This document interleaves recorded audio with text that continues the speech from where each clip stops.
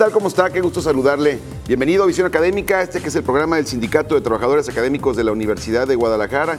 Yo soy Enrique Velázquez y el día de hoy vamos a platicar acerca del nuevo sistema de justicia penal. Que en algunos momentos los jefes de Estado, el procurador, el comisario le han echado la culpa de los malos resultados que se tienen en seguridad.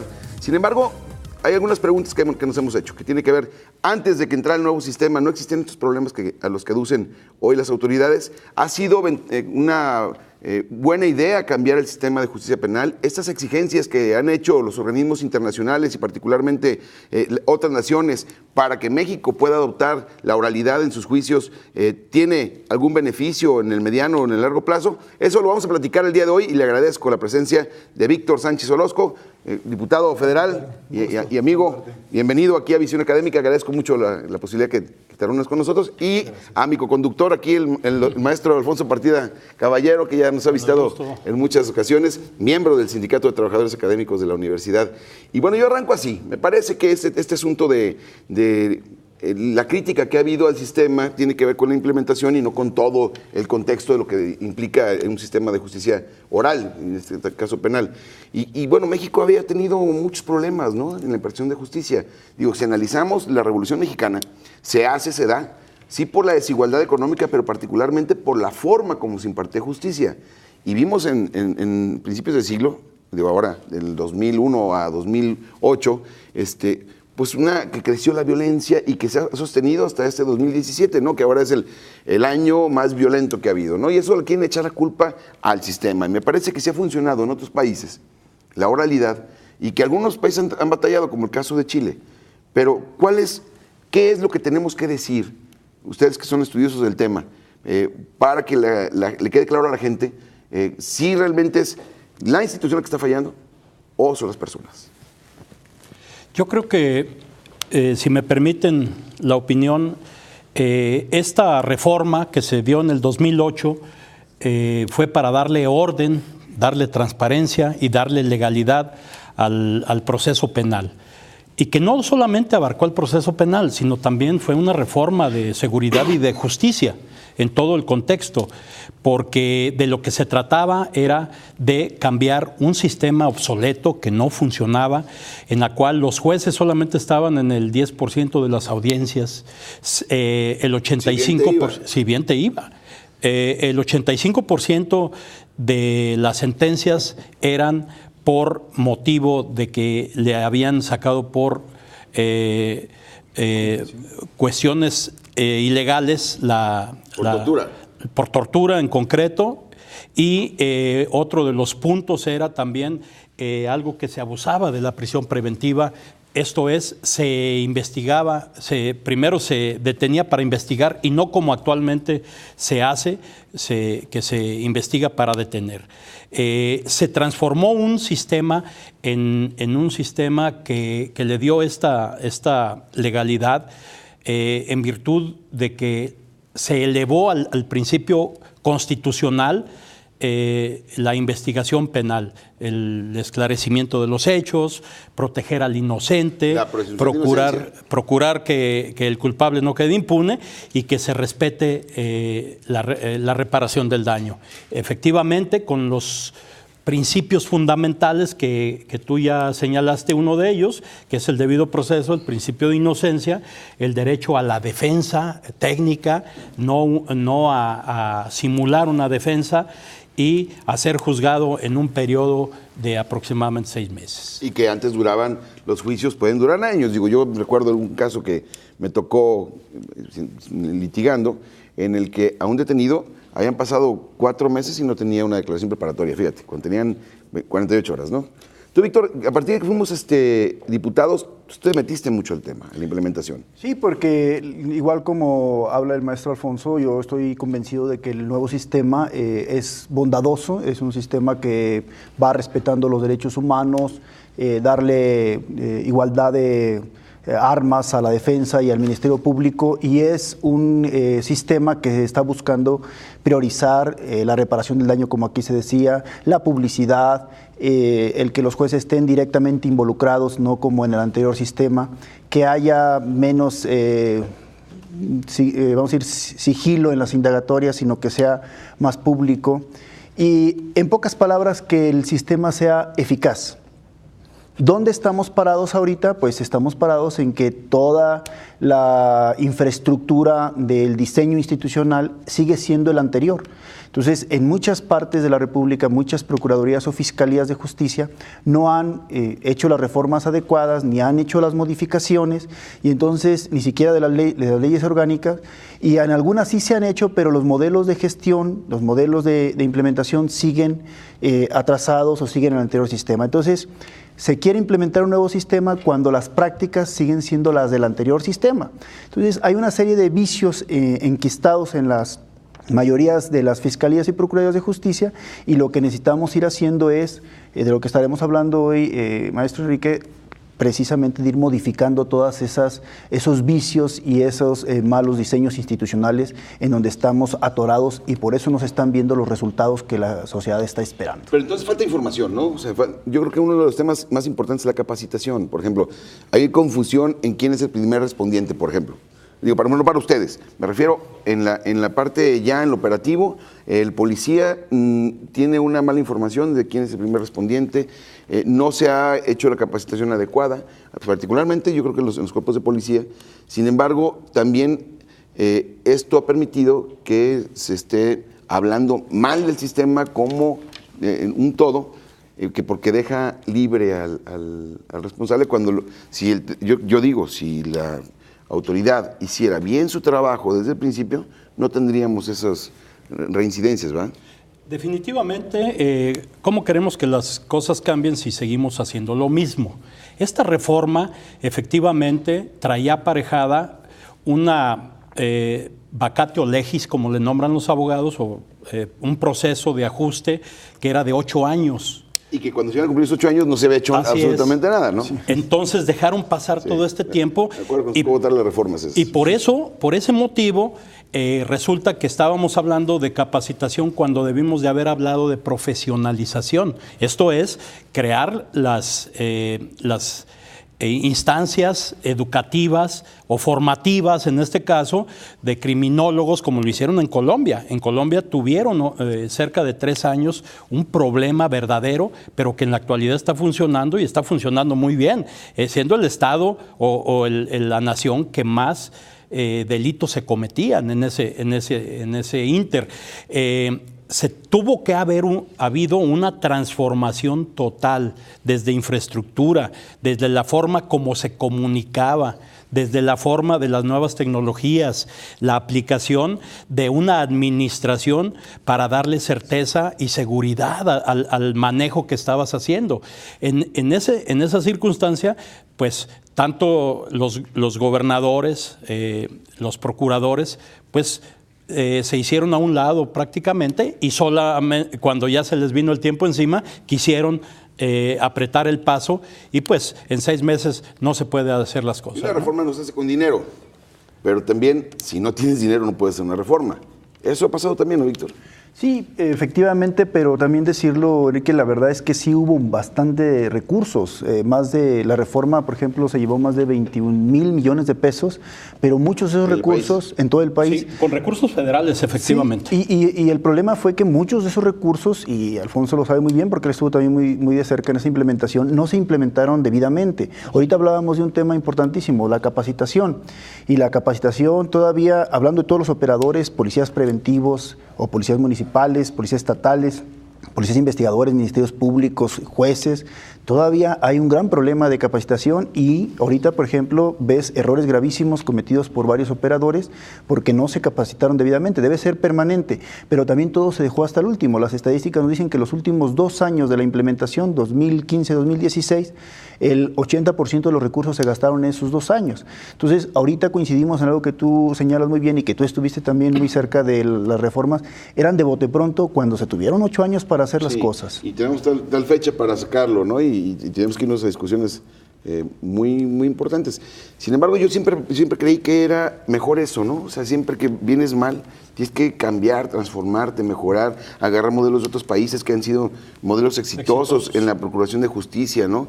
Que que no se cometan injusticias de ningún lado, ni meter a la cárcel a un inocente, ni tampoco dejarle libre a un culpable. Ese tipo de cosas creo que deberían ser. Sin embargo, creo que la irresponsabilidad y la falta de fortalecimiento en las instituciones tiene a la gente en contra de... Desesperada. Desesperada, pero diciendo, lo que falla es el sistema. Sí, es que la gente está acostumbrada a un sistema represivo, un sistema autoritario donde todo el mundo queremos que esté preso. Cuando al final de cuentas, yo traía aquí algunas anotaciones, está demostrado que la prisión preventiva, porque además es preventiva mientras se lleva un juicio... Pero hay gente que se puede llevar 2 años en la preventiva. O más. Y que además, por ejemplo, aparte de que están saturadas las prisiones, la mayoría, más del 80% están saturadas, sabemos que sí son las escuelas del crimen. Es decir, el 62% en los estudios que ha hecho la Comisión Nacional de Derechos Humanos ha demostrado que el 62% de los centros penitenciarios del país tienen autogobierno. ¿Eso qué significa? Pues que ahí no manda el Estado mexicano, que ahí, ni el gobierno, para que se entienda con más claridad, que ahí manda el crimen organizado. Y entonces, si alguien que robó, por ejemplo, un vehículo, que a lo mejor no era parte del crimen organizado, ahí va a recibir instrucción gratis y va a salir el posgrado, ¿verdad? Así, y si sale por las mismas fallas del sistema de justicia, pues lo único que va a pasar es que esa persona va a salir ahora con nuevas habilidades criminales, no con una reinserción. Partes, ¿no? Pero hay gente que quiere ver al que le robó, y si tiene razón, pues está enojado porque le quitaron su espejo, su rin o su carro, o le robaron la bolsa que tenía a la señora dentro de la camioneta, y quiere que esa persona se quede en la cárcel toda la vida, ¿no? Sí, sí, y además que la prisión preventiva estaba dirigida a quienes no podían pagar un buen abogado. Es decir, estaba demostrado que la mayoría de las personas que estaban presas no eran los más peligrosos. Eran los pobres. Eran los pobres. Vamos a ir a una pausa y cuando regresemos vamos a seguir platicando sobre este tema, que me parece que tenemos que aclarar muchas cosas. Hay que decir a veces cosas que no es la más popular, lo que a la gente más le gusta, pero es lo que requiere el Estado de Derecho. Vamos a una pausa y regresamos.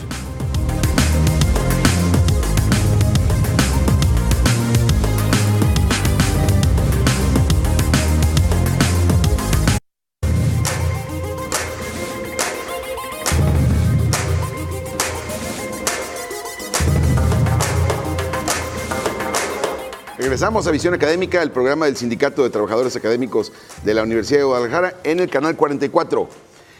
Bueno, estamos platicando con el maestro Alfonso Partida Caballero y con el maestro Víctor Sánchez, diputado federal, y bueno, quienes tuvieron los dos un papel muy importante para la implementación del nuevo sistema, y que bueno, hemos visto que ha sido muy criticado, lo platicábamos antes de ir a la pausa, y que no es fácil a veces defender desde la autoridad cuando no hay resultados, en vez de echarle la culpa a tu operativo o a la falta de entendimiento, lo más fácil es decir, el sistema no funciona. Así es. Aquí la situación es muy, muy fácil para los que fallaron, los que debieron de haberse aplicado y debieron de haber capacitado, profesionalizado a sus policías, transformado las fiscalías, etcétera, porque te pongo un ejemplo simplemente. En Jalisco se dividió en 12 distritos este sistema. La Fiscalía sigue trabajando en delegaciones, sigue trabajando en regionalizaciones y no hay los llamados, como se había planteado, los fiscales de distrito, las fiscalías de distrito. Siguen funcionando corruptivamente con directores que tiene que ir el Ministerio Público a pedirle, oiga, ¿sí lo puedo consignar o sí lo puedo imputar a esta persona o no lo tengo que hacer? Cuando lo que debe de haber es una autonomía. Anteriormente se hablaba de la unidad del Ministerio Público, pero ahora cada vez están funcionando más las autonomías, como una autonomía técnica, sí, vamos a decir, del propio Ministerio Público, como lo hace el juez. Al juez se pudiera pensar que el magistrado es su jefe o su superior, cuando no lo es así. Es una instancia nada diferente, más distinta. Y en este caso... Aunque le pueda ordenar rectificar. Sí, en la sentencia. Pero todo es como superior, pero no como subordinado. Así es. Entonces, aquí seguimos trabajando en el primer distrito, en la calle 14 prácticamente tenemos una sola un solo espacio de atención temprana. Esto es de que llegan las denuncias, cuando en Monterrey tenemos 14, en Baja California tenemos 8 puntos de denuncia, etcétera, etcétera, etcétera. En este caso, y siguen manteniendo todavía a los mismos elementos, a los mismos ministerios públicos, sin capacitarlos adecuadamente en el nuevo sistema. Esa es la falla. Y se quitan un día la camisa del nuevo sistema y se van y procesan en el viejo sistema. Entonces, en el Poder Judicial, afortunadamente, alcanzamos a armar cerca de 95 jueces, de los cuales solamente están en operación 52, porque no ha habido los recursos. O sea, ¿cómo es posible que si hubo planeación, programación y presupuestación, el gobierno del Estado diga simple y sencillamente no les doy los recursos suficientes para hacer esto? Y no se da ni los recursos, ni la profesionalización. Ni la infraestructura. Y dicen que está mal el sistema. Esto es incongruente, ¿no, Víctor? Sí, totalmente. La verdad es que, así como lo decía Alfonso, es verdad, así estamos en el Estado. Tú tenemos una Procuraduría, una Fiscalía General, donde tú vas, por ejemplo, y la atención es pésima, por ejemplo, no hay una medición de esa atención, que es importantísimo. Hoy el nuevo sistema implica que debe haber calidad en el servicio y los procesos que eso conlleva. Debe haber si tú preguntas por alguna política pública contra el crimen, no hay ninguna política pública. Entonces, si no hay ninguna política pública, pues no está establecido las prioridades que debe tener la institución como tal. Y entonces lo que estamos viendo es que es una institución que está trabajando reactivamente, al bote pronto, lo que sale más urgente un día, y como diario hay cosas urgentes, pues un día privan de la vida a una persona, otro día secuestran a otro. Entonces la institución está con un grave problema de desorganización. Pero hay zonas que están funcionando, ¿no? O sea, hay zonas donde ya está funcionando, donde están dando resultados, donde hay gente preparada, capacitada. Sin embargo, yo pregunto, ¿hay quien piensa que debe haber otra reforma sobre la reforma? Yo creo que lo que debe de haber es una evaluación previa para ver quiénes son los que están fallando. Yo te aseguro que nunca se les hizo un examen o para que fueran designados, que se les pidiera esa competencia para que pudieran entrar a mandar en un área donde el nuevo sistema es el que está funcionando. Si los jefes, directores y fiscales no saben del nuevo sistema, pues menos van a poder enseñarlo a los demás, ¿no?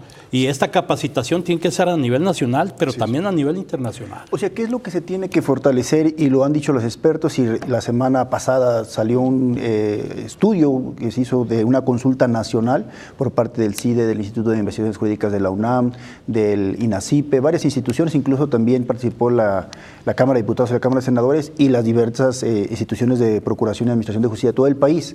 Y ahí no hablan de hacer realmente muchas reformas, contrario a lo que se está discutiendo en la Cámara de Diputados y en las senadores, diciendo que se amplíe la prisión preventiva. Eso es contrario a las prácticas, a las buenas prácticas, a las opiniones de expertos, etc. Es que este modelo es garantista, digo, ¿y el otro no era? ¿El otro no era garantista? Yo les quiero hacer una pregunta. ¿La violencia que hay ahorita es causa del nuevo sistema? No, es causa de la impunidad. ¿Qué es la impunidad para nosotros? Pues es que se cometan los delitos y no se castiguen. Ese es verdaderamente el grave problema.